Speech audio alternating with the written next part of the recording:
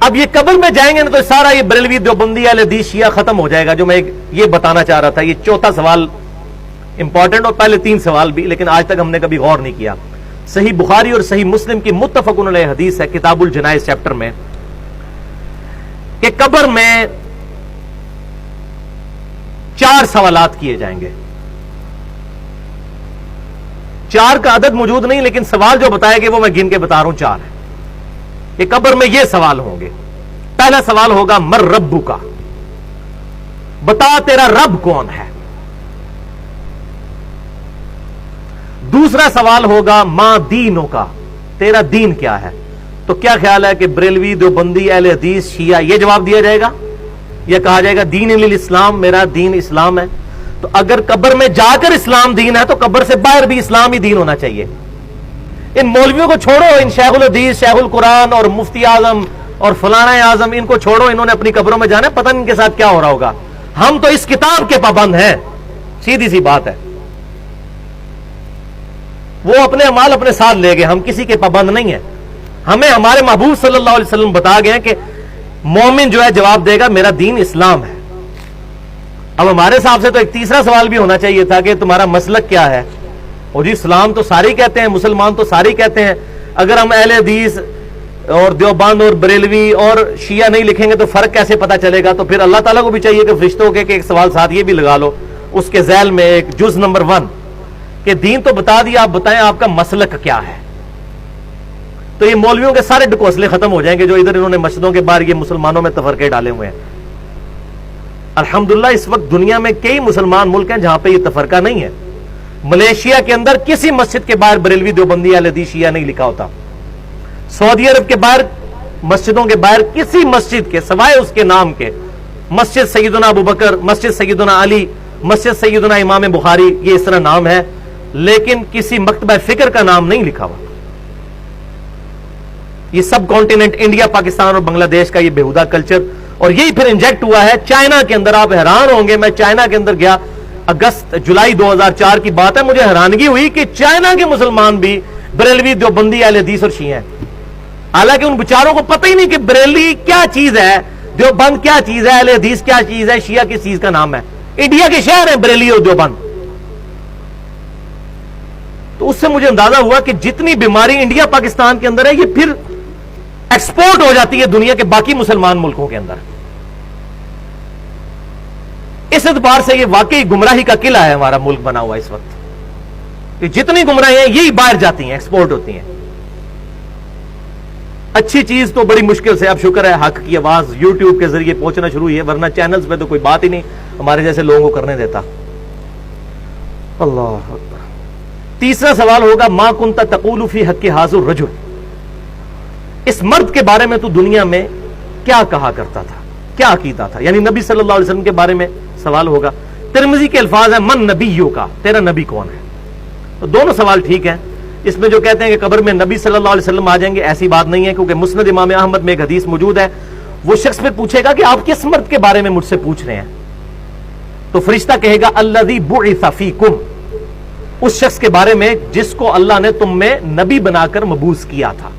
پھر کہے گا مومن ہوا محمد رسول اللہ، وہ تو اللہ کے رسول محمد تھے صلی اللہ علیہ وسلم۔ اس میں جتنی وہ چیما گوئیاں ہوتی ہیں وہ میں نے مسئلہ نمبر 7 کے نام سے حاضر و ناظر سے متعلق فرقہ وارانہ نظریات کا تحقیقی جائزہ، اس میں نے ڈیٹیل کے ساتھ اس چیز کو ایڈریس کیا، آج محل نہیں ہے، جس کو شوق ہو وہ دیکھ سکتا ہے۔ تیسرا سوال ہوگا کہ اس شخص کے بارے میں تو کیا کہا کرتا تھا، یا یہ سوال ہوگا کہ تیرا نبی کون ہے۔ اب ان 3 سوالوں کے بعد ایک چوتھا سوال ہے۔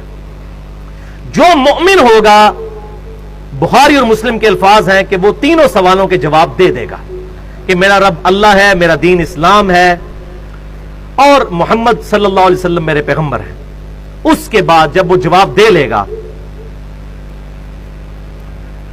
تو جو مؤمن ہوگا، اس کے بارے میں مسند امام احمد میں انٹرنیشنل نمبرنگ کے مطابق 18,733 نمبر، اور سنن نبی داؤد کے اندر 3,212 اور 4,753، یہ 2 حدیثیں سنن نبی داؤد میں۔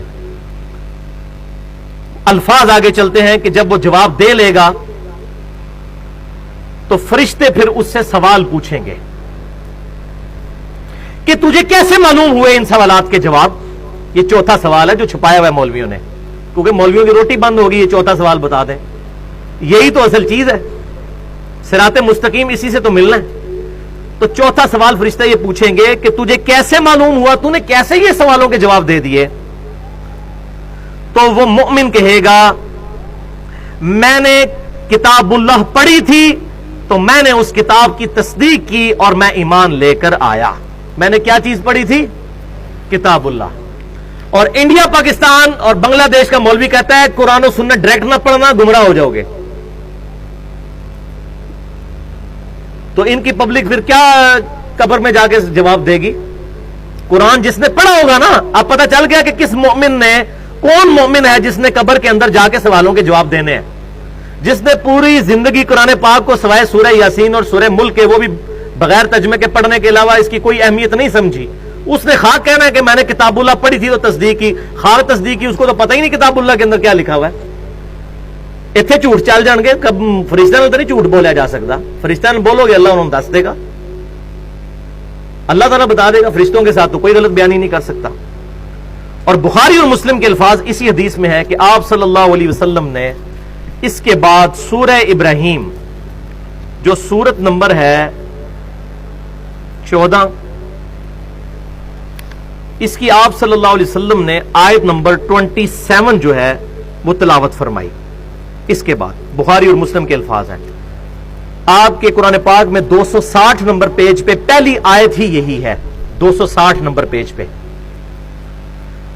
یثبت اللہ الذین آمنوا بالقول الثابت، اللہ تعالی ثابت قدم کر دیتا ہے ایمان والوں کو اس صحیح قول کے اوپر۔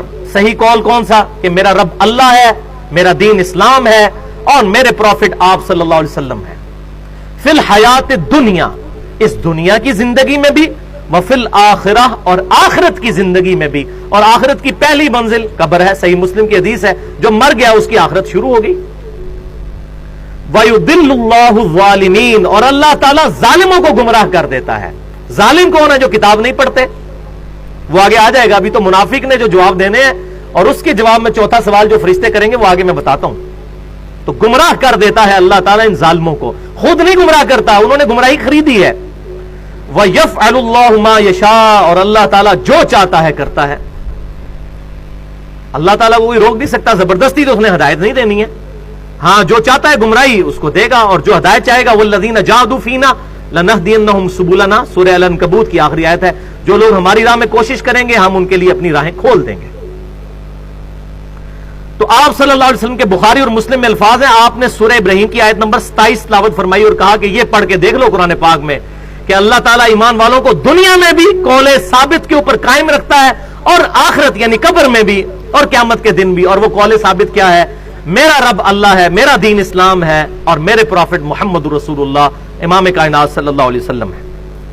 ہاں جی، اب آ جائیے جناب، منافق کے ساتھ کیا ہوگا؟ پہلا سوال پوچھا جائے گا مر ربو کا، تیرا رب کون؟ وہ کہے گا ہائی ہاتا لا ادری، ہائے افسوس، مجھے کچھ پتا نہیں، مجھے کچھ پتا نہیں۔ والعیاذ باللہ تعالی۔ آپ ذرا حسرت کا اندازہ لگائیں اس وقت جب انسان پر ہوگی۔ یہ نہ سمجھیے گا کہ یہ جو دنیا میں کلمے پڑھتے رہتے ہیں تو آخرت میں بھی کلمہ پڑھ لیں گے، اس طرح نہیں۔